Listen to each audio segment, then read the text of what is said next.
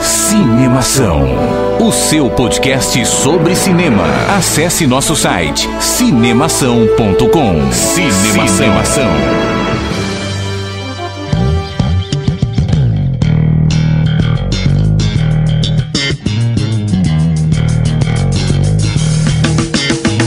Seja bem-vindo ao podcast Cinemação número 136. Eu sou Rafael Arinelli e tá pensando em fazer um filme? Então bora começar a produzir, amigão.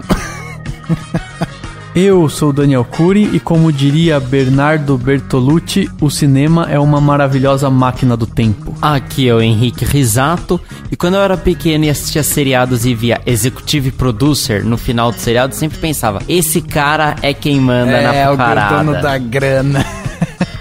Meu nome é Luciana Stipe e por trás de um grande filme sempre tem um grande produtor, com certeza. Olha aí, só batendo o carimbo de que é verdade, o executivo... Puxando sardinha, né, Luciano? Com certeza. Um baita trabalho, mas também tem que ser reconhecido, né? Ah, lógico. Muito bem, estamos aqui reunidos novamente nesse podcast para conversar sobre a profissão de produtor. O que é um produtor dentro do filme, né? A gente sempre olha lá e vê... o Brad Pitt foi produtor do 12 anos de escravidão. Fulano é produtor. Todo mundo agora é produtor. Mas o que é um produtor, né? E para isso a gente trouxe a Luciana Stipe, da nosso parceiro, né, da LA Filme, para conversar sobre justamente essa profissão que é tão curiosa, né? Vocês dois sabem, por acaso, o que é um produtor? Sei. Eu sei, eu só tenho noção, olha que profundo isso, eu tenho noção de que eu não tenho noção do quanto de trabalho que dá ser um produtor de um filme. Eu imagino que ninguém tenha muita noção mesmo do trabalho que dá. Vou bombardear ela então hoje com um monte de pergunta. Hoje vai ser o dia da gente desmistificar e desconstruir essa profissão de produtor. Mas vamos conversar sobre isso logo depois do quadro Repercussão. Agora no Cinemação. Eu começo, então. Repercussão. E eu me surpreendi com o filme. Repercutindo o que rolou durante a semana. Repercussão.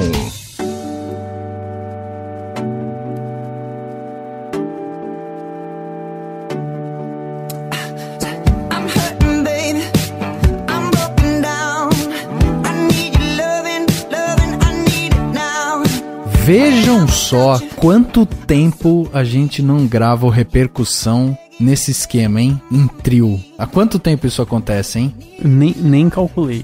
Não quero nem saber. Acho que a última vez foi no podcast 72. Ô, louco! O cara marcou na agenda, né? Hoje gravei Repercussão. Foi mesmo ou você tá falando? Não, faz uns 10 podcasts no máximo, uns 2 meses aí.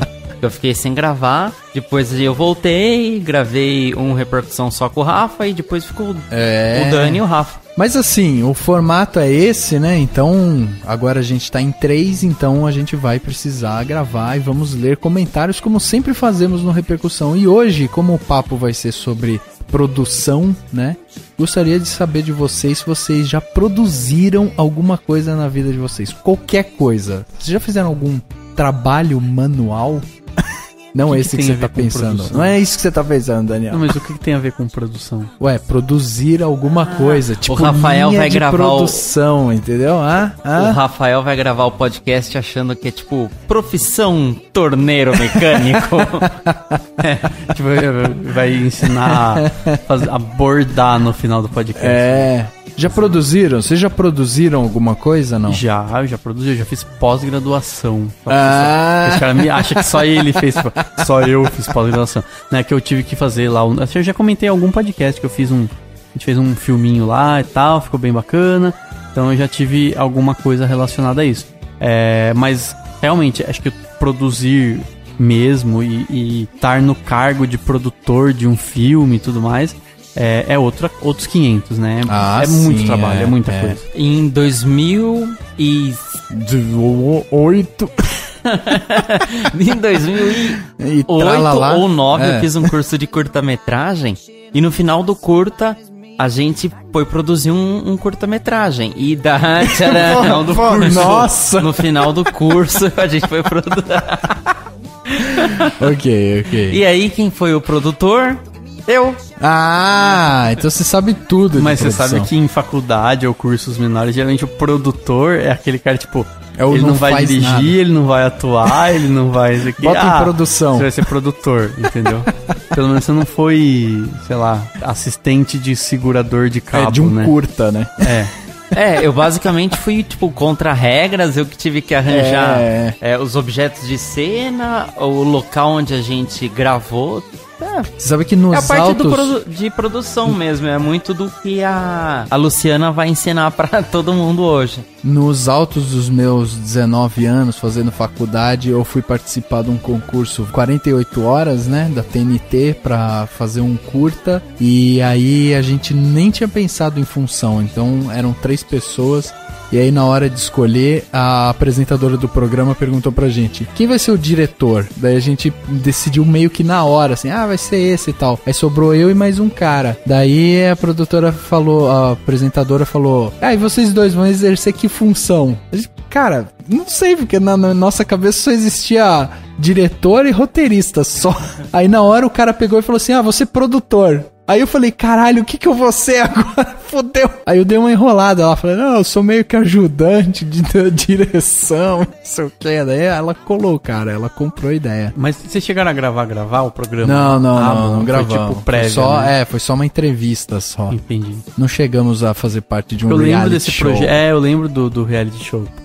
Não foi, não chegou. Não chegamos a tanto. Senão vocês estariam falando praticamente com um ex-BBB aqui, pô. Você ia ser celebridade.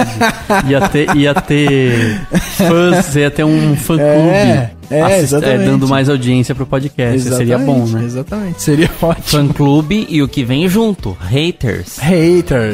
Henrique, se os haters vão nos odiar, se as pessoas querem mandar suas histórias de produção, como foi que elas produziram e tal, como que elas fazem pra mandar as suas mensagens aqui pro Cinemação? Pra mandar um e-mail pra gente, manda lá no contato@cinemação.com. Quer falar com a gente lá pelo Facebook? É o facebook.com/cinemação. O nosso Twitter e o nosso Instagram é o @cinemação. Quer ouvir a gente por rádio? Vai lá, webradiovagalume.com, todas as sextas-feiras às 10 da noite, com reprises ao domingo, meio-dia. E tem também a Web Rádio Esquema, que é www.esquemafm.com, que é todos os domingos ao meio-dia. Além disso, quer ver nossas fotos, as fotos dos filmes? Tem o Instagram do Cinemação, que é só procurar por @cinemação. E, lógico, o site, né, que tem notícia, onde ficam também os podcasts, trailers, tudo mais, que é o cinemação.com. Lá você também vai encontrar as outras redes sociais que o Cinemação pertence. Exatamente, e a gente não pode esquecer, né, das pessoas entrarem no nosso SoundCloud, no nosso iTunes, ir lá e classificar a gente, curtir a gente. A gente recebeu um comentário esses tempos, eu acho que a gente até vai ler o comentário hoje, do André Neto, né, que falou: pô, fiquei surpreso de vocês ainda não estarem no top 100 do iTunes e tal, né? Realmente ainda não estamos no top 100 e por isso a gente precisa da ajuda, né, de você. Exatamente. Ranqueia, dá 5 estrelas pra gente, que a gente merece. Se você tá ouvindo é porque você sabe que o podcast é feito com carinho. A gente precisa da ajuda das pessoas, é sempre bom. É como o Dani falou. Como que é, Dani, a frase que você usa? O nosso pagamento ou o seu comentário, é isso? O nosso pagamento é o seu feedback, né? É o seu feedback, é isso mesmo. Você nos patrocina quando você manda seus comentários, quando você sai do armário e deixa aqui seu comentário. Então mande pra gente seus comentários, classifique a gente, dê o curtir, compartilhe e tal. Que é isso que ajuda a gente a crescer ainda mais.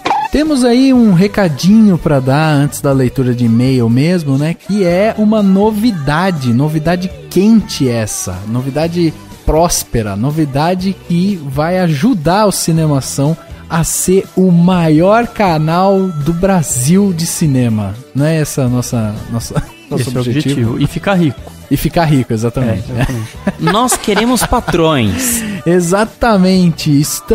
Fizemos lá o cadastro do Cinemação dentro do Patreon. patreon.com/cinemação. Você vai ver o link aqui nesse post do podcast. Então vai lá, acessa, né? Dá sua contribuição. Você pode patrocinar o Cinemação a partir de $1 e é até a quantia que você quiser. Então vai lá, patrocina a gente colocou lá nossas metas, a gente tem tudo que a gente quer fazer com o dinheiro que a gente vai arrecadar. Então, por exemplo, para você que tá lá doando, por exemplo, $1 pra gente, essa pessoa vai passar a fazer parte de um grupo no Facebook que a gente tem ali, quem já participou dos podcasts, todos os autores, editores aqui do Cinemação estão lá também. A gente fica lá, discute sobre filme, dá recomendação de filme, discute alguma polêmica, a gente fica lá conversando. Então começou a doar, pronto, você já faz parte desse grupo seleto. Um grupo só com gente boa, né? Você vai conhecer muita gente inteligente e vai ser um ser humano melhor. Eu gosto de usar o termo ser humano melhor, né? Porque a gente aprende. Então, colaborar com o Cinemação não deixa de ser uma maneira de você se tornar um ser humano melhor. E, gente, $1 é muito pouco, você vai ajudar bastante a gente. Exatamente. E vai ajudar a manter e ainda melhorar a nossa qualidade. Se você gosta da gente, é uma coisa bem bacana de fazer. Exatamente. E não para em $1. A gente colocou assim, que quem doar, por exemplo, $5 pra gente, já vai começar a ter seu nome citado aqui no podcast como um dos nossos patrões. A pessoa vai participar eventualmente, né, desse grupo secreto do Facebook e também vai ajudar a gente a escolher os temas. Quais os temas que a gente vai trazer aqui, a gente vai colocar em pauta, vai ver se a galera gosta. Todo começo do ano a gente faz uma agenda de podcasts que vão ser gravados ao decorrer do ano e você, pagando $5 por mês, vai poder palpitar. Tipo, tira aí entrevista com Henrique Risato, bota alguém mais importante, entendeu? Assim. Sim, inclusive, se você colaborar com, sei lá, $100, tem os $100? Tem, a gente vai na sua casa e faz o que você quiser. Brincadeira, não. Esse é o prêmio particular do Daniel, né?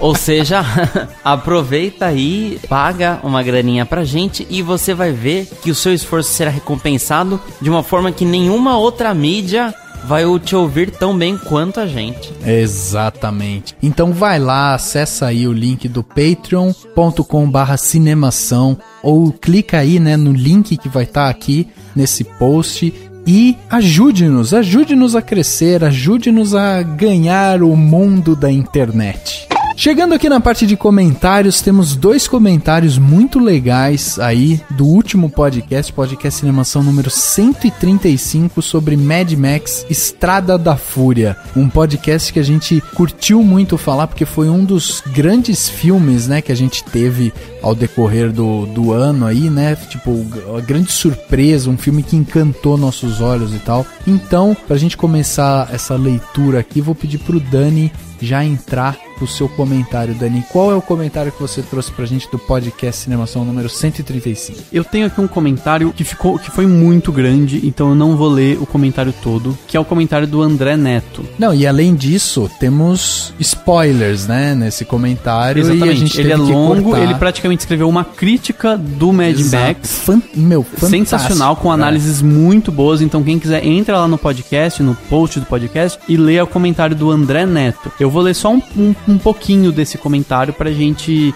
sentir o que ele falou e agradecer e tudo mais. Ele comentou o seguinte: e aí galera, faz um tempo que não comento, sei que comentários são muito importantes para agregar valor a um blog e facilita a conseguir patrocinadores e o quanto isso é importante para manter o projeto de vocês, mas estive afastado da internet por um tempo e essa semana voltei a ouvir os podcasts. Não escutava desde do programa sobre Interestelar, né? Já faz um bocado aí que o André tava sem ouvir. É só correr atrás que dá tempo de ouvir tudo, né?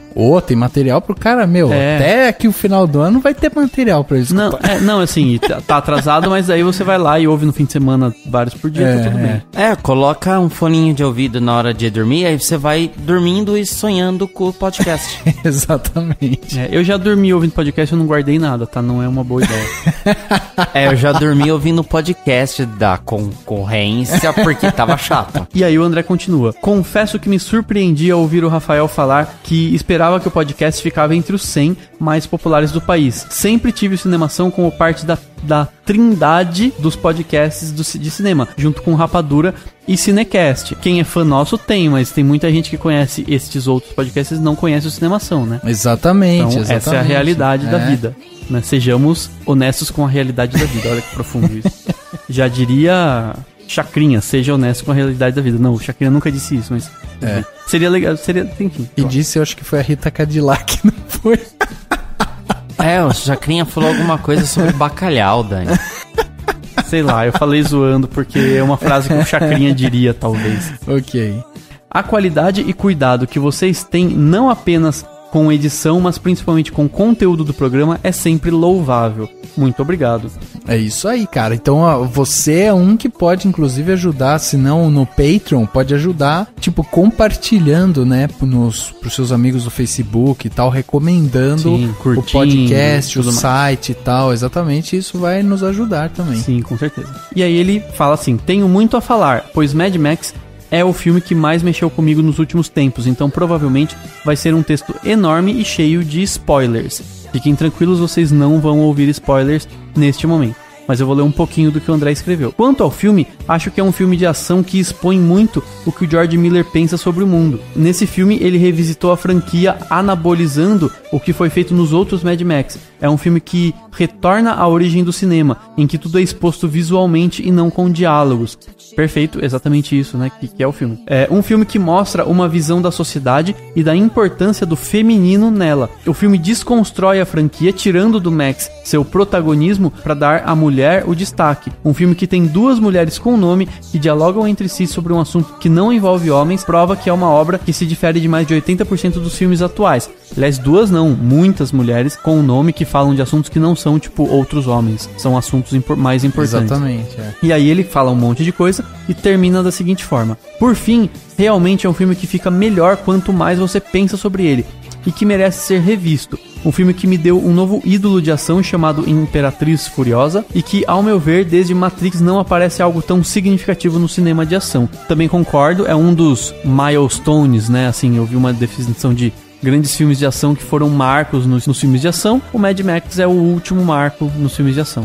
O Mad Max, pra muita gente, ele foi literalmente de tirar o fôlego da pessoa, assim, passada aquela primeira sequência de ação, que dá o filme tem quebras, né, a tela escurece, muda de capítulos, digamos assim, e, muita gente suspirou no cinema, porque tava, assim, naquela correria, naquela angústia com os protagonistas. Exatamente. E justamente, até o André citou, né? Quanto mais você revisita, melhor fica. Eu tive a oportunidade de rever depois que a gente gravou o último podcast, mas eu fui lá, revi e, é sensacional. Eu prestei atenção em outros detalhes, foi espetacular. Eu tô pirado nesse Mad Max. Eu quero ver de novo ainda no cinema. Se der tempo, eu vou ver uma terceira vez no cinema, cara. Aliás, sobre esse negócio que ele fala pra dar o destaque, né, pra mulher e tal, existe, né, como muita gente sabe, aquela lei, né, aquele teste que eles chamam, né, que é o de Bechdel, né, que é um teste que basicamente consiste em tentar, de alguma maneira, vamos dizer, matemática, encontrar o quão as obras de ficção e tal, elas têm uma característica que ajuda ou prejudica as mulheres, né? Sim, então, uma das regras é, por exemplo, o filme tem que ter pelo menos duas mulheres e elas têm que conversar entre si sobre algo que não seja um homem, por exemplo. E isso é muito interessante, porque se você pega várias obras, às vezes você fala, putz, essa obra é uma obra que louva o feminino, que louva a mulher e tal. Aí você vai ver, tipo, as mulheres toda hora estão conversando sobre homem, porque o homem isso, o cara aquilo, sim, não sei o que e tal, entendeu? E pega a quantidade de, sei lá, comédia romântica. Isso, exatamente. Crepúsculo. Ou às vezes... Hã? Crepúsculo.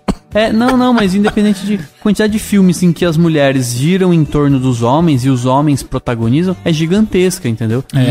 Não, exatamente. Enfim. E às vezes eles, inclusive, adicionam a esse teste, né, a condição de que as duas mulheres, elas precisam ter nomes também, porque às vezes elas podem até conversar, mas uma delas não tem nome, tipo, é uma mulher conversando com a floriculturista, entendeu? Sim, e aí sim. ela conversa sobre algo muito são banal personagens, e tal. são então são algumas regras, a gente depois até pode falar sobre isso mais a fundo e tal. Mas, por exemplo, o Mad Max é um filme que realmente se encaixa dentro desse teste do Bechdel aí, que ele passa com louvor nesse teste, né? Continuando então aqui, Henrique, você tem mais um comentário, né, sobre o podcast 135, então, por favor, leia para nós. Quem mandou o comentário foi o seu xará, foi o Rafael Padovan. E ele falou assim: pessoal, boa tarde. Eu estava pensando sobre esse filme esses dias. Como eu acho que boa parte das pessoas que assistiram, será que ele vai ser tão importante quanto Matrix 1? Explico. Matrix 1 foi revolucionário pra cacete e influenciou uma porrada de filme, como todos nós estamos cansados de saber. Mad Max trouxe para mim uma quebra completa com os filmes de ação atuais e uma profundidade de universo que, na boa, faz muito tempo que eu não vejo. Com o sucesso que ele tá fazendo, pelo menos aqui no Brasil, será que ele vai ter força suficiente para ser tão influente quanto Matrix 1? Eu acho que Mad Max foi uma quebra e que muita coisa vai mudar agora. Pelo menos é o que eu espero, né? Rafa, eu acho que sobre a comparação com Matrix 1, ela é válida. O que aconteceu no Matrix 1 foi essa questão dos efeitos visuais, principalmente aquele tempo mais reduzido quando vem a bala, entendeu? O bullet time, né? O bullet time, exatamente. Toda essa ideia mesmo de realidade paralela. Talvez isso, de uma maneira simplificada, foi o que o Matrix trouxe de inovador. O Mad Max, ele vai ainda mais longe. Eu diria que a forma como ele pode revolucionar o cinema faz muito tempo que não tinha um filme de ação que fosse 100% de ação. Você praticamente não tem respiro, mesmo nas partes pontuais de diálogo, tá muita tensão e eles estão conversando, se preparando para mais uma nova cena de ação, assim, eles estão batendo papo e ao longe tá chegando uma caravana de carro pra luta. Então é isso que o Mad Max ele fez contrapartida, sei lá, esses últimos filmes dos Vingadores, ou outros filmes que tem a comédia, a ação, as piadinhas, um interesse romântico. Esse não, esse é puramente ação e talvez ele não explorou tanto o universo como o Matrix, porque o Matrix 1 ele criou toda uma mitologia, certo? Tudo foi inovado. É a ideia de estarmos todos dormindo, do que é a Matrix, das naves, tudo foi muito novidade. O Mad Max não. A gente teve 3 outros filmes antes pra ver que o mundo acabou, que teve uma guerra. Agora esse ele foi mais aprofundado. Eu acho até que essa que é a questão mesmo, assim, tipo, eu acho que Matrix ele teve uma inovação tecnológica muito mais, né, forte do que o Mad Max. O Mad Max é mais uma questão de conceito. De conceito, né? e estilística, vamos dizer assim. Exatamente. Eu acho que a tendência, se ele criar essa tendência, o que você vai ver mais? Menos cenas de efeitos criados por computador e mais efeitos práticos, tá, né? Então, muito tentativa de fazer coisa prática. Aquela questão de reduzir o frame rate para dar uma aceleração na ação. Então, você reduz o frame rate. Tem várias cenas no Mad Max que são assim, né? Você, em vez de ter os 24 quadros por segundo, você reduz um pouquinho e engana os nossos olhos. Exato. E eu acho que essa questão da mitologia, na verdade, ela pode influenciar, mas eu acho que nesse Mad Max tá muito mais profunda, né? Ele não te dá detalhes, mas ele te dá elementos que fazem você pensar sobre como é aquela vida, como é aquele mundo. Você tem valorizações, você tem divindades, você tem referência às amas de leite, tem um monte de referência ao feminino guardando e mantendo a população, etc, etc. E outra coisa que ele pode influenciar bastante é o fato, tem muita coisa que não é explicada, essa questão que o André, até o comentário que eu li, falou, volta às origens do cinema, você volta a exibir coisas, mostrar coisas e não se preocupar em detalhar. Então você não subestima o espectador e pressupõe que ele vai chegar a conclusões próprias, né? Tipo, quem é a menininha? Chegue à sua conclusão, ela tá lá, ela aparece pro Max. Tire a sua conclusão, ninguém vai ficar, ele não vai falar, eu tenho alucinações, eu vejo a minha filha. Não precisa, né? Já tá no título, né? Mad Max. Exatamente.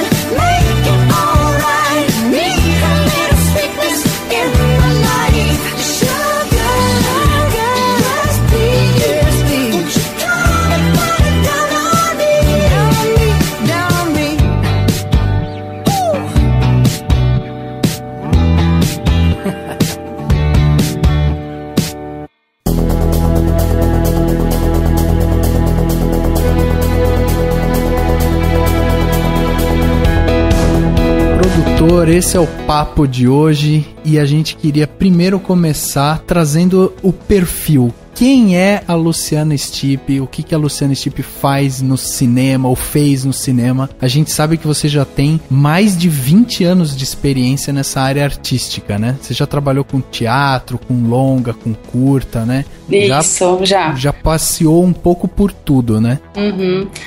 Tô há mais de 20 anos, principalmente parte de atuação e direção, né? Então já fiz muitas peças de teatro, muitas peças comerciais, muitas teatro escola, teatro empresa e tal.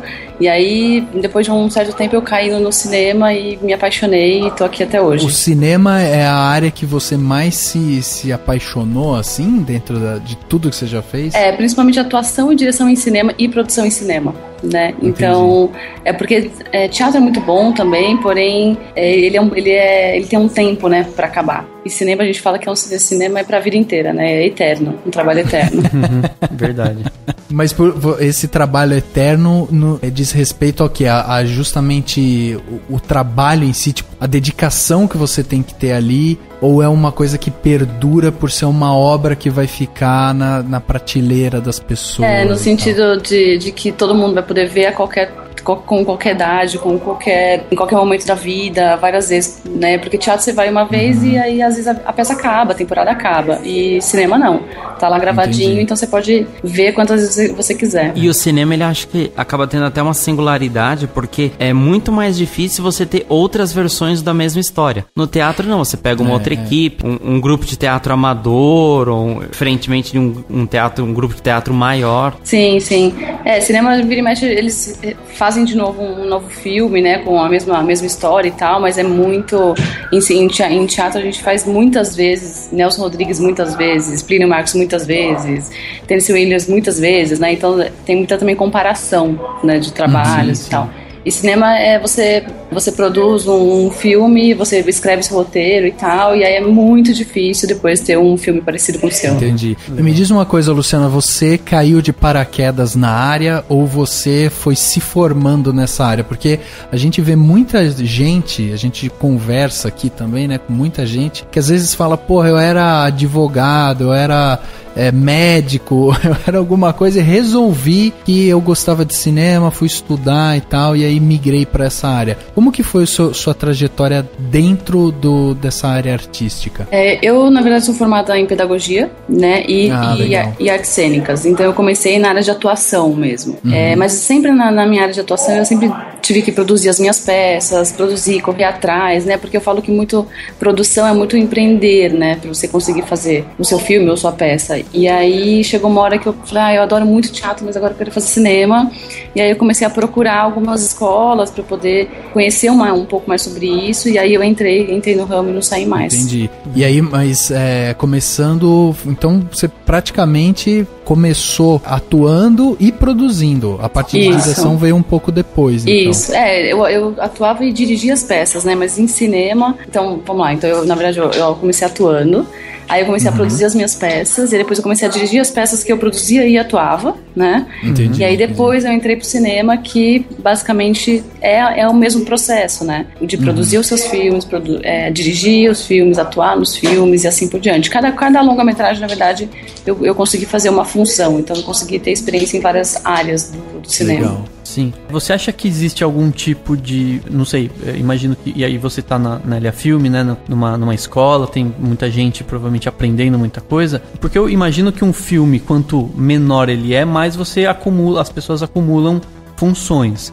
E filmes gigantescos, grandes produções vão separando essas funções. As pessoas têm quando elas vão estudar, ou para qualquer que seja a função, elas têm noção de que isso tudo é misturado, ou vai muita gente falando assim, não, eu quero ser só produtor, não quero dirigir, ou quero ser só diretor, mas não sabe que dependendo de como for, tem que botar a mão na massa e atuar como produtor. Como que funciona isso? Isso é muito legal, porque vira e mexe tem pessoas que chegam aqui, eu quero só ser diretor. Aí vai e percebe que, por exemplo, o curso completo é mais barato, então tá bom, vou fazer o curso completo, mas eu quero ser só diretor. E aí eles começam a conhecer as outras áreas, e aí saem grandes fotógrafos, grandes produtores, e aí conhecendo as outras áreas você consegue perceber que você não é que você gosta gosta de ser diretor? É que você ouviu falar que o diretor é legal, mas pra você a fotografia é mais importante, ou a produção é mais importante. E aí as pessoas vão se descobrindo, né? Descobrindo outras áreas que também são muito interessantes, são muito divertidas e muito legais de fazer, porque o diretor tem aquela coisa, eu sou diretor do filme, então eu sou mais importante e tal. Tem um certo glamour, né, atrás dessa coisa. E eu né? acho que quando você não tá na área, você não conhece todas as facetas de fazer um filme, exatamente. Então você já chega, eu vou ser o diretor, porque tipo, beleza, o diretor é quem manda lá, que eu vejo no Oscar. Aí o cara vai descobrir, nossa, mas dá pra cuidar da parte de fotografia. Nossa, tem a parte de áudio, né, que mixagem de som. Então o cara acaba descobrindo outros ramos. Você sabe que é interessante que quem ganha o filme de melhor direção é o diretor, mas quem ganhou o Oscar de melhor filme é o produtor. Sim. É o produtor, né? Que é o cara que faz o filme acontecer, porque se ele não tá lá, o filme não acontece. Independente se tem um diretor maravilhoso ou não, né? Sim, sim. E tem a diferença em grandes filmes, grandes produções, financeiramente falando, tem a diferença do produtor executivo e o produtor que é quem tá investindo, né? Daí seria assim, no Brasil a gente tem uma realidade diferente, né? Mas fica a cargo do produtor também correr atrás das leis de incentivo, buscar financiamento pro filme, né? A gente tem também o produtor executivo, né? Então tem produtor executivo, que podem ser a mesma pessoa, fazendo esses dois trabalhos de captação de recursos e tal, e também a organização de todo o set, né? Mas se você tiver uma pessoa especializada em ser produtor executivo, ela consegue com muito mais facilidade, patrocínios, leis de incentivo, né? Captar dinheiro de outras formas também com mais facilidade. Mas que aqui no Brasil o produtor ele faz de tudo um pouco também, né? Sim, sim. Exatamente. Essa parte de produção, eu acho que vamos começar a entender e deixar bem claro. Como que a gente pode classificar, dizer assim, o que faz um produtor dentro do filme? Ele basicamente corre. Ele só ele basicamente é quem vai atrás da grana, quem financia mesmo o filme, né? Mas também não só isso, né? Então a gente pode dizer que o produtor executivo é o cara que vai sim atrás da grana, vai tentar achar essa grana de alguma forma, vai achar patrocínio e tudo mais. Mas a gente tem também o produtor que ele trabalha com toda a logística do set, né? Então ele vai fazer um cronograma muito interessante, vai fazer com que as coisas aconteçam, se precisar contratar toda a equipe, ele que vai contratar a equipe. Então ele vai fazer as coisas acontecerem no sentido de você precisa trabalhar, você precisa fazer isso, e aí coloca uma sequência lógica para todo mundo trabalhar, porque não tem como a gente, por exemplo, pedir para um produtor de arte, por exemplo, que vai correr atrás das coisas de figurino, de objetos, de cenário, que tá no projeto de arte, sem o projeto de arte acontecer antes. Então tem toda uma estrutura lógica de quem trabalha onde, para que o trabalho seja realizado em todas as etapas. Se a gente fosse pensar num organograma, a gente pode colocar assim, lá no topo, o produtor executivo e abaixo dele esse produtor de arte, o produtor, outros cargos assim? Sim, a gente pode colocar que é o diretor de produção junto com o produtor executivo. Tá. Né? Ou a mesma pessoa, ou duas pessoas, mas nesses dois cargos. E aí embaixo dele tem produtor de arte, produtor de locação, produtor de objeto, produtor de elenco, aí todos os outros produtores que vão fazer a coisa acontecer, né? Mas no comando desse diretor de produção e do produtor executivo também. Entendi. Sim, Legal. vai de cada projeto, o quanto o produtor ou o produtor executivo podem, vamos dizer assim, se embrenhar nas outras funções, ou não? Existe algum tipo de regra do tipo assim, até que ponto vai a influência do produtor? A gente sabe que no Brasil a gente tem uma liberdade criativa muito grande, né? Mas eu estou pensando numa forma mais genérica, assim, até que ponto o produtor pode virar pro diretor de fotografia, por exemplo, e fazer algum tipo de escolha ou tentar, não sei, explicar o que ele quer do projeto para que o diretor de fotografia não faça algo muito próprio dele e não que combine com o projeto. Como que funciona assim essa relação, né? Assim, o quanto que você pode se intrometer na vida das pessoas? A gente tem que pensar que o produtor ele se intromete até o momento para que o filme aconteça, né? Então, por exemplo, se tem alguma coisa, um objeto muito caro ou logisticamente não funciona, o produtor ele tem que falar com o diretor de fotografia e falar assim, olha, não tem como, por exemplo, uma grua, não tem como entrar uma grua aqui nesse espaço, então logisticamente não funciona, então ele vai lá e vai barrar. Mas o produtor, ele também abre muito espaço para o diretor, principalmente, falar qual é o tipo de filme que ele quer, qual é a linguagem do filme, qual é a estética do filme, e aí fazer com que todo mundo trabalhe para que essa estética do diretor seja realizada. Porém, a visão do produtor é uma visão quase mercadológica, né, do filme. porque o filme é um produto, né? Eu fico brincando nas aulas que quando eu falo isso, tem gente que leva uma facada no coração. Não é produto, porque é arte. Não, o filme é arte, mas também é um produto, né? Ele precisa ser levado como um produto, que senão a gente não vai fazer essa indústria acontecer, né? Aqui no Brasil.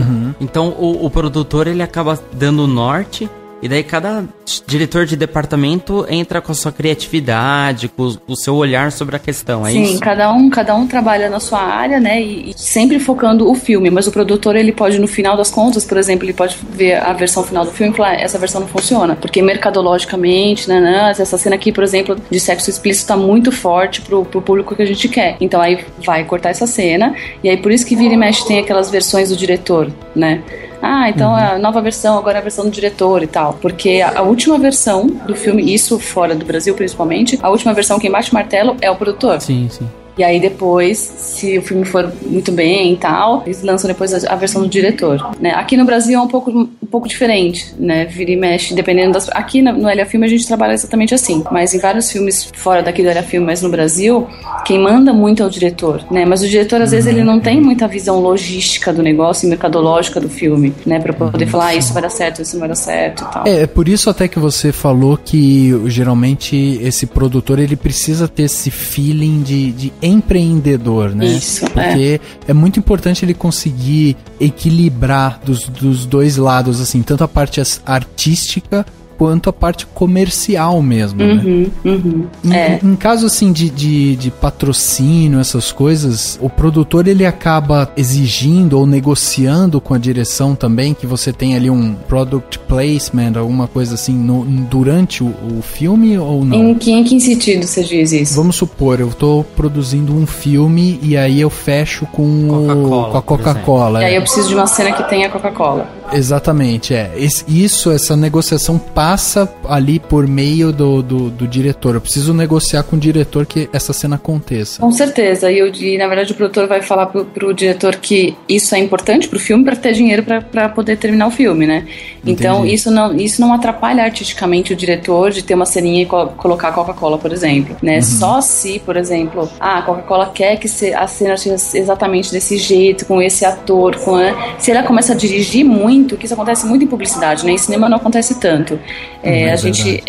A gente, na verdade, trabalha um pouco mais artisticamente com essas propagandas, com esses merchans, assim, no meio do filme. Mas é o produtor que vai convencer o diretor e mostrar que aquilo é importante pro filme, né? Pro filme acontecer, ele precisa daquela verba. Então, o diretor também vai abrir uma brecha para conseguir colocar esses produtos e fingir que é uma propaganda, um merchan aí no meio do filme. É importante pro filme, não narrativamente falando. É importante mesmo pro porque filme vai trazer a grana. Isso. Exatamente, senão, como você falou, é um negócio, é um trabalho. Sim. E se não tiver dinheiro, não chega ao consumidor final, que são todo mundo que assiste, né? Porque cinema hoje em dia não tá tão caro, não é tão caro de fazer, né?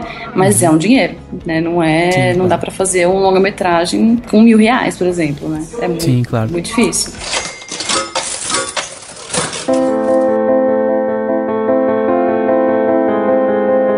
Você estava falando isso, Luciano, eu estava pensando assim, que na relação, né, do produtor com o diretor, eu já vi muita gente comentar, usar o termo panelinha. Eles falam assim, fulano, tal diretor, ele tem uma panelinha dele, tal produtor tem a panelinha. Mas tem que ter, né, porque claro que pode conhecer gente nova e criar novos vínculos e tudo mais. Mas tem que ter essa ligação até de um saber o que o outro cria, né? O que o outro faz pra poder... Tem que ser uma relação meio de confiança mesmo, pra ter essa confiança, né? Uma sociedade. É uma panelinha funcional, né? Funciona muito bem, e aí, primeiro, a parte de relacionamento humano é muito bom, isso conta muito, porque você ficar num set durante um mês, 24 horas, com um grupo de pessoas, não é fácil, né? Nem em casa a gente fica, né? Com o marido e com família, a gente não fica todo esse tempo junto. Então, o relacionamento tem que ser muito bom. Artisticamente também a gente tem que conversar muito bem, para que eu tenho que confiar muito no trabalho do outro, né? Pra poder conseguir fazer um filme interessante. A gente brinca até aqui que a gente tem que leva o lema do 300, o filme 300, sabe? Que eu tô aqui olhando pra frente, eu vou olhar pra frente e acabou, e eu preciso olhar, porque se eu virar, a gente leva uma flechada aqui. aqui. E aí tudo acaba, né? É verdade. Então, se o produtor tem que olhar pra frente, fazer o trabalho dele, o diretor olhar pra frente, fazer o trabalho dele, cada um no seu quadrado, cada um na sua função, fazendo muito bem, e todo mundo confiando um no outro, né? Não tem como eu contratar um diretor de fotografia, por exemplo, que eu não confie, né? Aí é gastar dinheiro à toa. Você acha que nesse sentido, o fato de você ter trabalhado como atriz, dirigir também e tal, ajuda no processo de produção? Com certeza. E o vice-versa também. O trabalho em produção ajuda muito na hora que eu vou atuar, na hora que eu vou dirigir, porque você entende todos os caminhos, você entende por que a pessoa está falando aquilo, por que ela está colocando aquele ponto para ser pensado e repensado. Por isso que eu falei que no começo que cada filme a gente faz várias funções e cada filme eu faço funções diferentes para isso, para você também ter essa experiência, porque cinema não é só dirigir, não é só produzir, né? É o todo. Exatamente. E você sabendo um pouquinho do todo, você consegue lidar muito melhor com qualquer desafio que tem no meio da produção. Eu acho até que tem uma certa... Eu não sei se você sente isso como produtora, mas do mesmo jeito que você tem aquela visão até romantizada do que é o diretor, e aí todo mundo entra na escola, vai fazer curso, e não, porque eu quero ser o diretor, eu quero ser a mente criativa e tal, né? O produtor, ele acaba até sendo visto em alguns momentos como um certo vilão da história, né? O chato. O chato. O chato. Mas que depois no final todo mundo agradece. Puta, obrigado. Obrigado pela bronca que você me deu. Obrigado por você fazer o filme acontecer. Porque muitas vezes o diretor, ele é muito artista, né? Então ele fica muito... Ele viaja, vai voando lá e o produtor vai puxando ele pra terra. Calma, volta. Calma, ó, a gente tá aqui. Vamos lá, vamos fazer o trabalho aqui. Porque se deixar, viaja muito e tem que achar um equilíbrio, né? Entre a parte artística, a parte logística das coisas acontecerem e acontecerem muito bem. E se você tiver, Luciana, que atuar, por exemplo, só dirigir um filme, você pensa que você vai ter esse pé no chão porque você também é produtora e sabe como que é? Ou não, você fala assim, quer saber? Eu tô aqui pra viajar, eu vou viajar, o produtor que me puxe lá. Como que você pensaria desse jeito? Não, eu na verdade eu não consigo. Como eu já tenho essas duas visões, assim, eu não consigo viajar muito. Eu até tento viajar muito, mas eu sei até que ponto eu posso viajar, né? Então, eu tava até no sábado agora, os alunos do MBA, que tinham um curso de MBA aqui também, né? E eles estão fazendo longa-metragem. E aí eles foram ver a locação e tal. E aí eu fui lá com eles, a locação maravilhosa, eu tava super animada e tal. E aí eu comecei a olhar a turma e falei, gente, calma que esse filme é deles, não é meu, né? E aí você fica querendo fazer as coisas e não, calma, segura, deixa eles terem a experiência. Mas quando eu tô só como diretora, é bem difícil eu viajar muito, assim, e dar trabalho. Eu acho que e isso é muito legal. No começo, assim, teve alguma ideia muito mirabolante que você teve e que foi cortada, que você acabou tendo essa lição meio que a duras penas? Assim? Não, sim, assim, viagens a gente sempre viaja, né? Mas a gente não viaja o ponto é, eu não fico viajando e batendo na tecla de que essa minha viagem é maravilhosa, não. Se o produtor me jogar pro chão e falar assim, não, calma, volta, aí a gente ouve, conversa, puta, é verdade, acho que eu viajei demais, né? Então eu digo que esse processo de viagem acontece, de criar, muita coisa acontece, mas depois o produtor senta e conversa, e isso é uma coisa muito legal pra qualquer pessoa que faz cinema, né, pra qualquer função.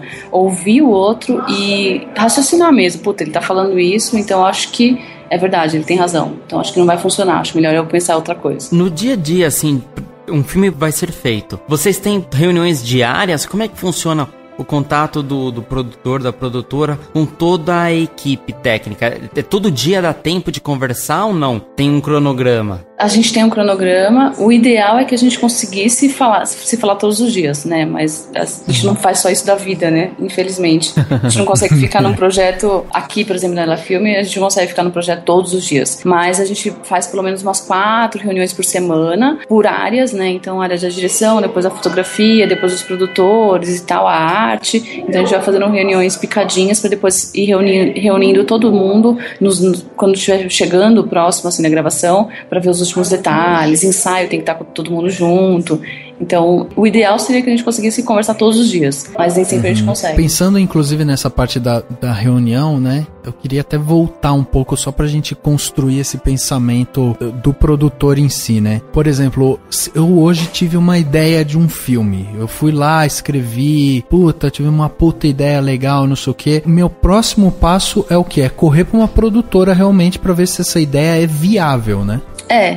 E pra gente saber se a ideia é viável, a gente faz um processo que é a quebra de roteiro, que a gente chama. Que a gente vai analisar o roteiro e ver quantos atores tem, quantas locações tem, se tem algum efeito que a gente precisa produzir, quão difícil ou quão fácil é essa produção desse filme, né? Pra daí, então, a gente falar, esse projeto dá pra gente fazer, aí a gente, em cima disso, a gente consegue fazer um orçamento, então vai custar mais ou menos tanto, e em cima disso também a gente faz o cronograma, então esse por exemplo, curta-metragem, a gente consegue gravar em 2 dias, ou em 5 dias, ou em 1 semana, né? E aí você consegue fazer um cronograma em cima disso. Mas a primeira etapa é a quebra do roteiro, que é uma análise mesmo fria de tudo que a gente vai precisar. E nesse caso, você precisa levar em consideração também o processo criativo, o processo artístico, né? Então você não pode simplesmente olhar para aquela obra e ver se ela é só viável financeiramente ou em termos de pessoal. Aí essa parte também é levada em conta quando você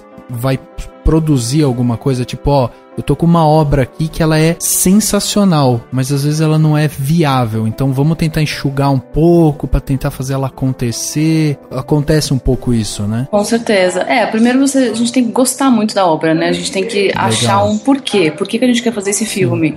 Por que a gente quer que as pessoas assistam esse filme, né?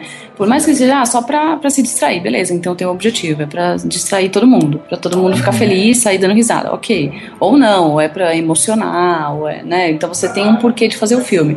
Você sendo fisgado por esse porquê, você querendo, né, mostrar isso para as pessoas, aí você vai ver quão viável isso é. E às vezes tem um roteiro muito interessante, mas tem uma produção um pouco desafiadora demais para esse momento. Ou a gente espera, ou a gente tira um pouco esse desafio, deixa um pouco mais fácil essa produção, para que a gente consiga fazer agora, se a gente acha que é importante o público pegar esse filme agora. Então tem várias análises em cima de um roteiro para você conseguir ver em que momento você pode fazer, ou se ele é válido fazer agora ou não. Inclusive de retorno, né, Luciano? Você precisa ter uma ideia, né? 2 perguntas chaves como fazer e como vender, né? Também. Exatamente.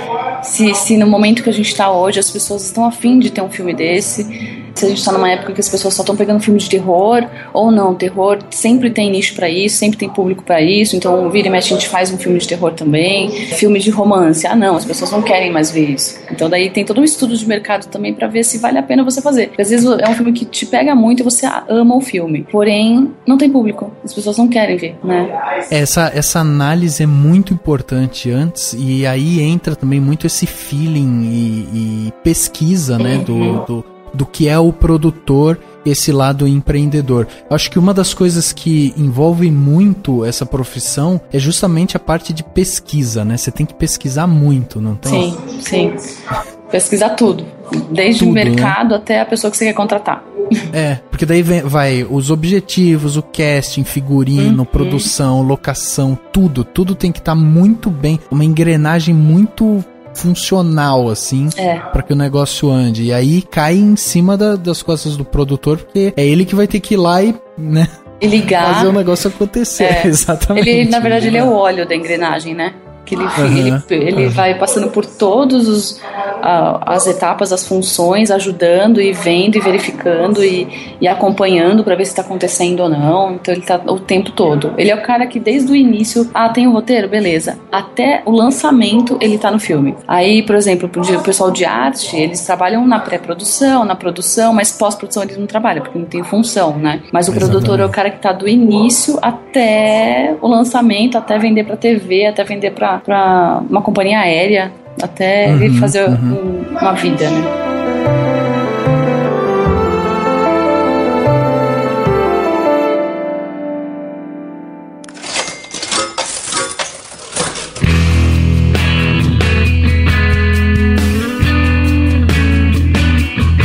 Inclusive, toda essa parte de distribuição também é uma coisa que o produtor se preocupa muito, né? Sim. Porque a gente até tem a vontade de fazer mais pra frente um podcast específico sobre distribuição e explicar justamente todo esse mecanismo de se distribuir um filme. Mas isso é muito importante na hora do produtor, inclusive pensar nesse retorno também, né?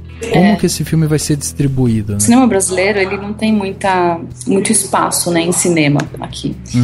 Então a distribuição para cinema não deveria ser o objetivo final, né, de um filme brasileiro, principalmente, porque a gente consegue vender o filme para outros lugares e não só no cinema. O cinema é muito legal, porque daí, né, chama o público e tal, mas se você não tiver um plano de distribuição muito, muito bem feito, não adianta você tá numa sala e ninguém saber que seu filme tá lá, né? Então a distribuição vem também com a parte de divulgação e marketing, muita grana em cima disso, para você conseguir divulgar para o mundo inteiro que seu filme tá naquele cinema, naquela hora, naquele final de semana, e aí lotar aquele final de semana, né? Então é um processo, acho que vai dar um podcast bem legal, porque tem muita coisa de fazer distribuição. E assim, é bem problemático no Brasil, né? O pessoal tem reclamado muito, né? Como que, sei lá, os filmes que não tem a Globo não conseguem espaço, né? Pra divulgação, não sobrevive. Pra fazer cinema não é tão simples assim, né? Distribuir, então...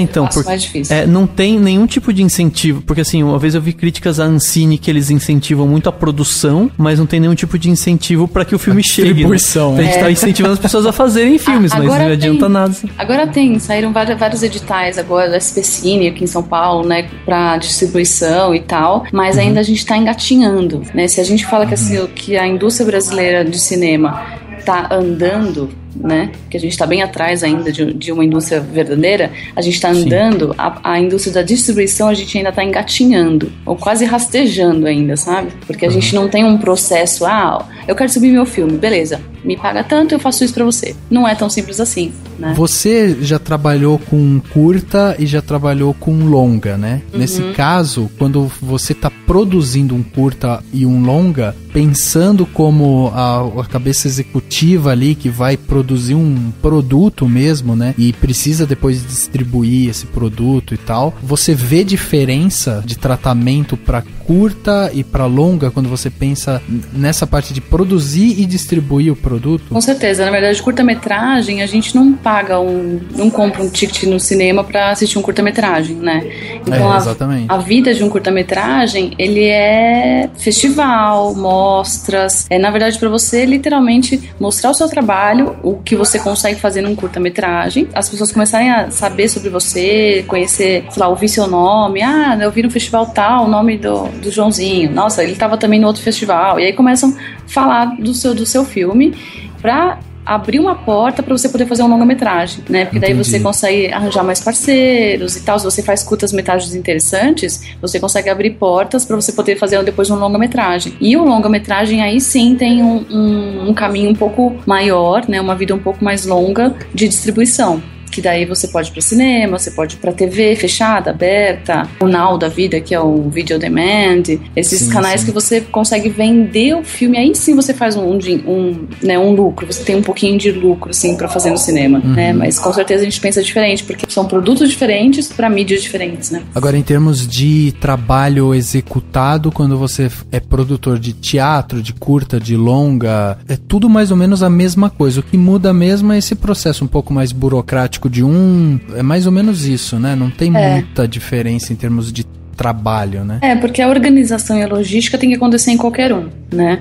Mas em teatro, por exemplo, a equipe é menor, dependendo, né? Se é um teatro um pouco mais simples. Se a gente fosse comparar um teatro simples com um curta-metragem, a equipe é mais ou menos a mesma, mas mesmo assim o curta-metragem a gente tem mais gente, né? Se for um curta simples e uma peça simples, curta-metragem a gente trabalha com mais gente. Mas a parte de logística, de organizar e fazer as coisas acontecerem é mais ou menos a mesma ideia. E os filmes em que você foi produtora, todos eles tiveram uma vida legal internacional, né? Ou pelo menos nos Estados Unidos, né?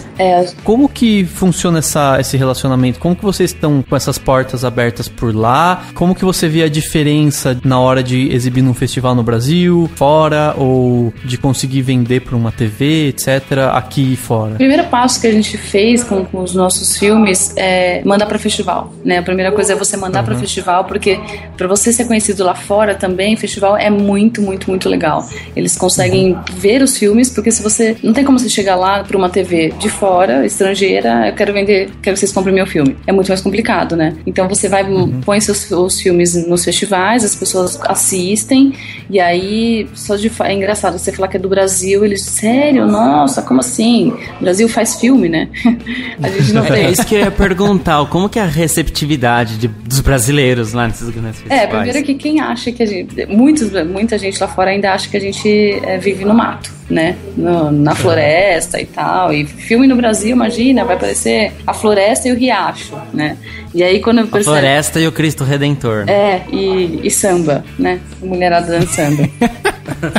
Mas quando a gente mostra um filme, por exemplo, qualquer um filme que foi muito bem aceito lá fora. A gente tá agora também, já foi lançado aqui no Brasil e a gente vai lançar ele lá fora. E é um filme muito bonito, ele é muito simples, assim, e ele fala de pessoas invisíveis. Então é um tema bem, bem diferente, assim, e bem universal. E aí a gente foi para um festival, para Fargo, que é nos Estados Unidos, eu e um amigo meu, também da produção. Quando a gente passou o filme lá, as pessoas ficaram abismadas, assim. Não sei se eles fazem um link de Brasil com um filme muito bem feito e também comparando com vários filmes que eles tinham lá no festival. Aí vira e mexe, então tá bom, então calma, a gente quer fazer uma amostra com vocês. Aí pega o contato, e aí de um festival vai pulando para outros, vai pulando para algumas mostras, a gente vai fazendo os contatos e aí a gente começa a fazer essa distribuição meio que boca a boca também. Eu queria entender assim, um pouco melhor a questão da realidade. Não sei o quanto você viu lá ou tem noção de como seria o trabalho de um produtor lá nos Estados Unidos. Você acha que teria muita diferença ou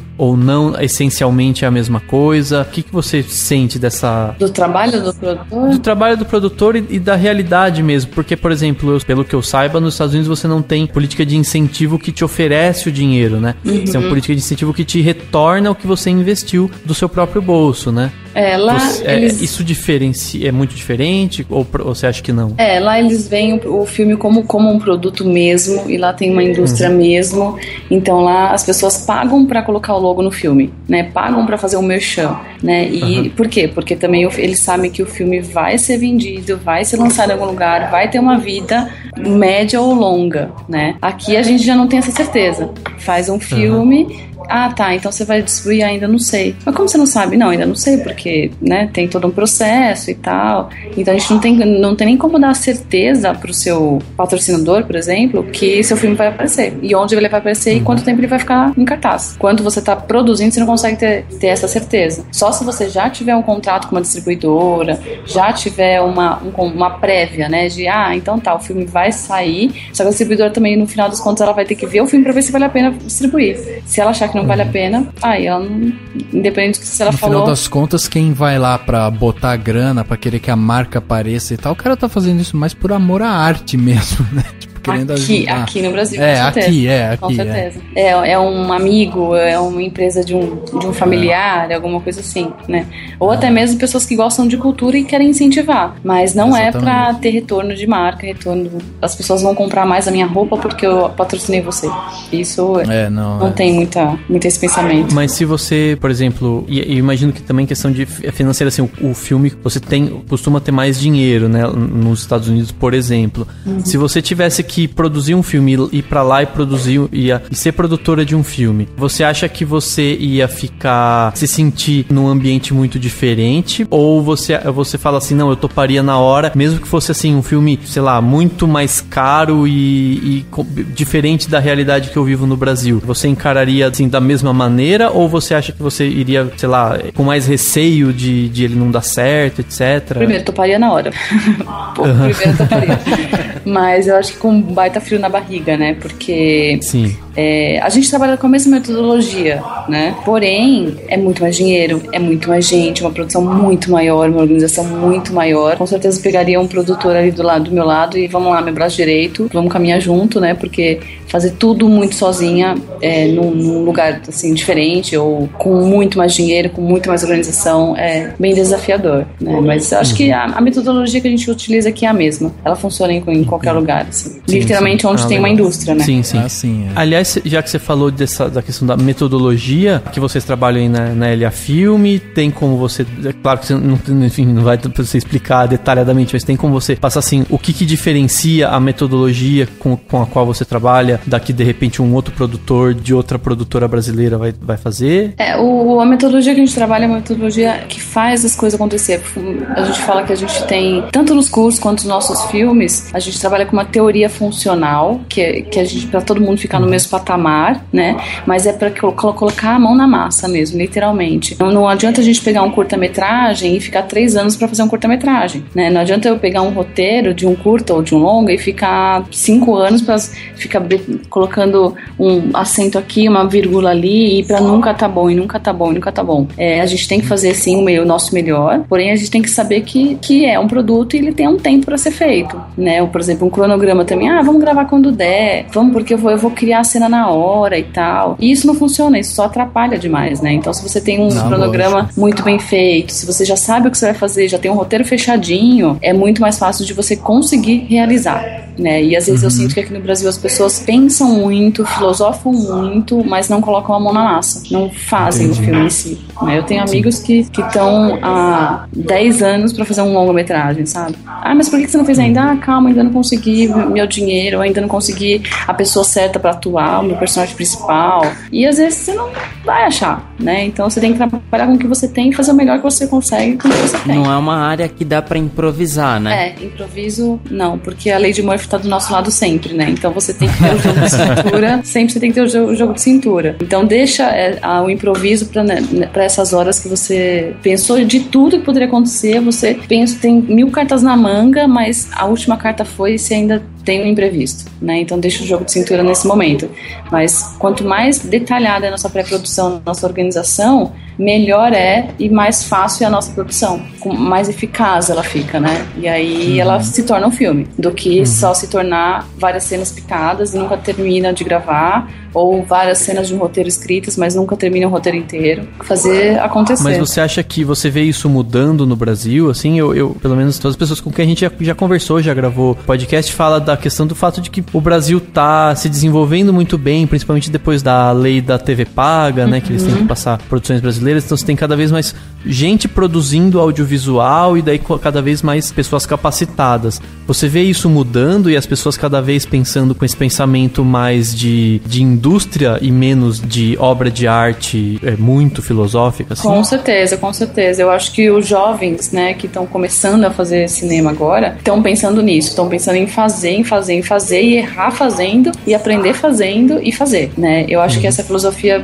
vem um pouco da história nossa brasileira, de cinema, de vamos pensar, vamos só criar, inventar e fazer o filme na cabeça, porque colocar a mão na massa é coisa de escravo ou coisa de estrangeiro, que é muita tecnologia, né? Mas eu acho que com certeza tá melhorando, sim, e agora estão saindo mais filmes, né? Por causa disso também. Eu acho que tem alguns pontos aí, né? Por exemplo, a gente teve um barateamento maior da parte de equipamentos, né? Então, hoje em dia é mais fácil você ter uma câmera de grande qualidade e tal e produzir seu próprio filme. A gente teve também essa lei de incentivo para a parte de produção. Eu acho que, inclusive, a gente vê um certo boom de produtoras, assim, né, que estão aparecendo, e a gente vê que a produção audiovisual no Brasil cresceu muito e parece amadurecer com o tempo, né? Sim, cresceu demais e tá crescendo, e aí, onde ainda não tá crescendo muito é a parte da distribuição. Então tem muita gente produzindo, muita gente fazendo, mas ainda nosso calcanhar de Aquiles é a distribuição, porque poucas pessoas assistem o que as pessoas estão fazendo, né, o que os brasileiros estão fazendo de filme. Acaba virando um gargalo, né, porque você tem aquela massa de produção, coisas de qualidade, não sei o que, mas ele passa por um gargalo que poucas pessoas acabam conhecendo. Né? Mas você não acha, aí eu vou dar assim, a minha opinião, você me disse, você em cada um da sua opinião, se concorda ou não. Será que não tem também essa disparidade? Porque a gente tem coisas de muita qualidade, mas que ao mesmo tempo não tem apelo com um público grande, né? Assim, não sei, às vezes eu sinto que tem muitos filmes... viciado, assim. Então, exatamente. É muito específico específico, né? Não, então, mas a gente tem, por exemplo, muito filme de qualidade. Eu acho que o Brasil faz um cinema, de uma forma geral, o cinema brasileiro é muito bom, ele tem uma ótima qualidade. Só que aí você tem filmes, por exemplo, a gente tá aqui no interior de São Paulo, eu queria assistir o Casagrande, né, que saiu, todo mundo falou bem, e eu não consegui, porque eu teria que ir pra São Paulo, não tive como ir pra São Paulo. E nem aqui em São Paulo passou em todos os cinemas, né? Exatamente. Então, aí, ok, eles falam, vamos valorizar o cinema nacional. E aí, só que, assim, aí tem uma disparidade porque quem tá fazendo os blockbusters brasileiros parece que não tá tão preocupado com a qualidade, entendeu? Então, às vezes eu sinto, não sei, se a gente pega pra pensar, vamos pegar lá Hollywood como só pra ter uma ideia. Paradigma, né? Um parâmetro. Não, um parâmetro, porque em Hollywood você tem lá, muita coisa de qualidade duvidosa, talvez, sendo produzida com toda a grana que eles têm, mas você tem filmes excelentes, entendeu? E que chegam, né, pro público. Pelo menos pro público que seja só o americano, que seja, né, vamos até esquecer do internacional. No Brasil, sei lá, me incomoda muito essa disparidade, né, porque eu não consigo entender como combinar, é difícil combinar, né, assim, apelo com o público e uma qualidade bacana, entendeu? Eu acho que a primeira coisa é acabar com o monopólio global que a gente sofre, entendeu? Sim. Não, então, mas você concorda que, sei lá, os produtores dessas comédias que a gente chama de Globo chanchado até, né? As Globo chanchadas, eles poderiam, se fala assim, vamos fazer um negócio bem caprichado, vamos gastar, nem gastar mais dinheiro, mas assim, vamos gastar mais tempo pra fazer uma coisa um pouquinho mais refinada, vamos chamar um roteirista que talvez mude alguma coisa. Grosso modo, a gente fez o último podcast, né, Luciana, não sei se você viu, a gente falou sobre o Mad Max, que todo mundo adorou. É um filme que é caríssimo, é uma baita de uma produção, é o Warner Bros. Mas é um filme de uma qualidade excelente. Então, a Warner Bros. Chegou e falou assim, a gente tem toda essa grana aqui, por que a gente vai fazer uma coisa despreocupar? A gente sabe que a gente vai ter público grande, que vai fazer sucesso, vamos fazer qualquer porcaria? Não, vamos lá, vamos fazer um negócio fenomenal, vamos dar liberdade pra esse diretor que todo mundo gosta e que vai fazer um negócio diferente. Então, assim... Mas aí eu acho que eu não sei se a Luciana me corrija se eu estiver errado, mas eu acho que tem uma questão que é justamente a margem, tanto a margem de retorno quanto a margem de erro. A gente, como trabalha com verbas menores, a gente não pode se dar o luxo de errar muito, sabe? A gente não pode fazer algo que... Porque a grana já vai embora, né? Mas o Globo não trabalha com margem muito baixa, né? Eu acho que é mais esse negócio de tomar cuidado pra não errar. O que funciona é isso? São essas comédias? Então, vamos fazer essas comédias. Pra que a gente vai fazer coisa diferente se a gente sabe que isso funciona? Que isso vai dar dinheiro, né? Mas será que não vale a pena um filme diferente? Pra quê? Eu tenho novela que me dá um baita dinheiro, aí eu ponho as mesmas pessoas que estão na novela, faço um filme, que é um filme novelado, né? Uma novela filmada e tal, e tá tudo certo, né? Então, pra quê? Né?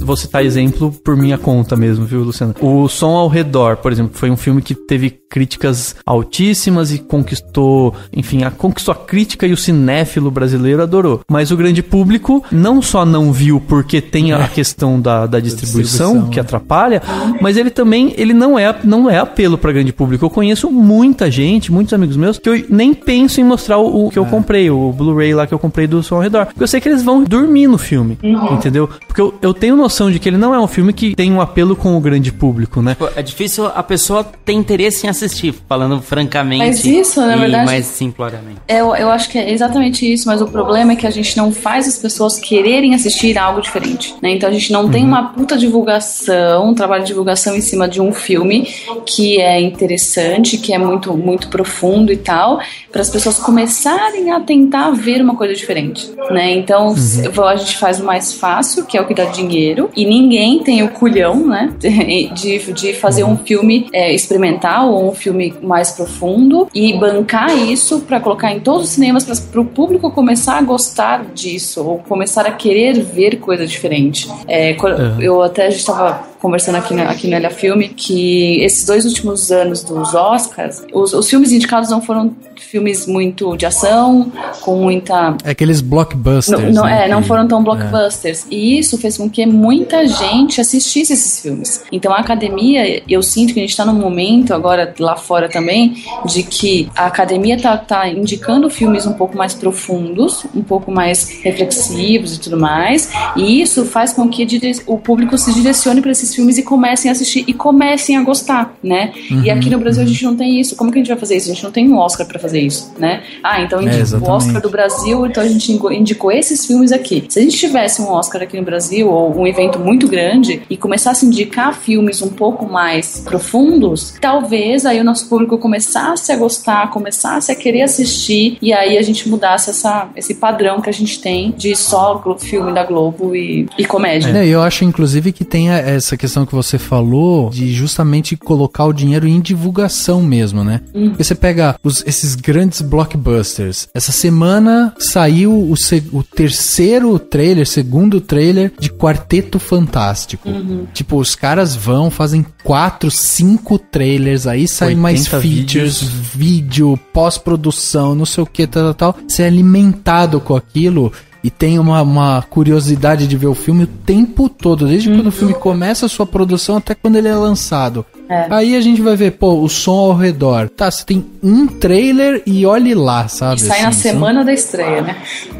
Não sai nem um mês antes, na semana da estreia sai. Exatamente.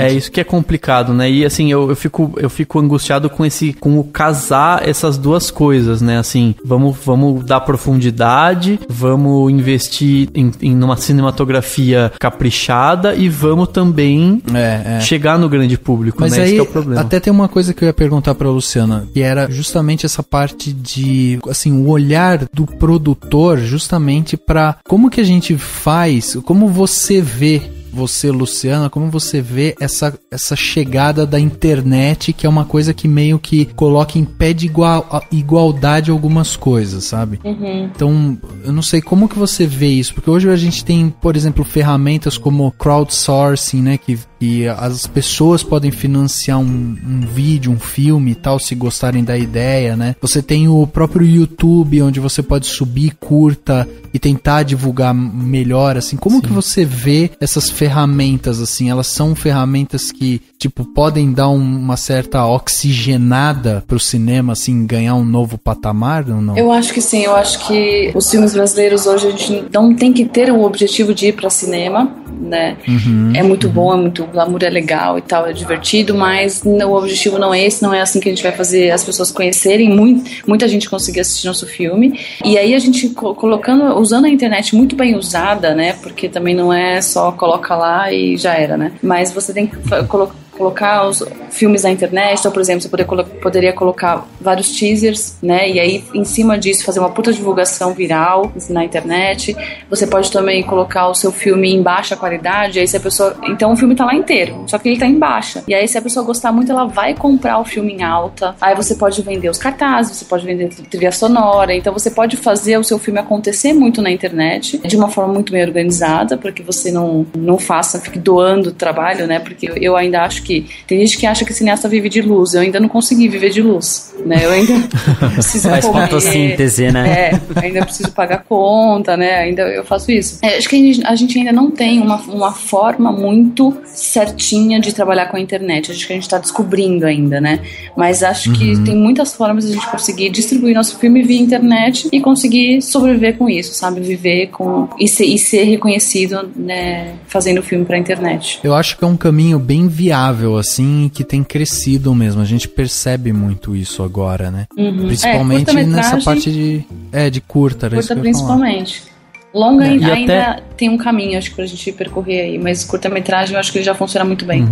E até pra formação, assim, sei lá, você vê esses... YouTube tem agora uns estúdios pra quem faz... Às vezes a pessoa chama de vlogger e tudo mais, mas quando vê ele vira um produtor mesmo, ele tem toda uma estrutura que pode permitir ele fazer longa-metragem, então, acho que um grande exemplo disso é justamente o Porta dos Fundos, o Porta dos Fundos. O que o Porta dos Fundos se tornou nesses últimos anos, né? Foi. Sim, lançando filme e tudo mais.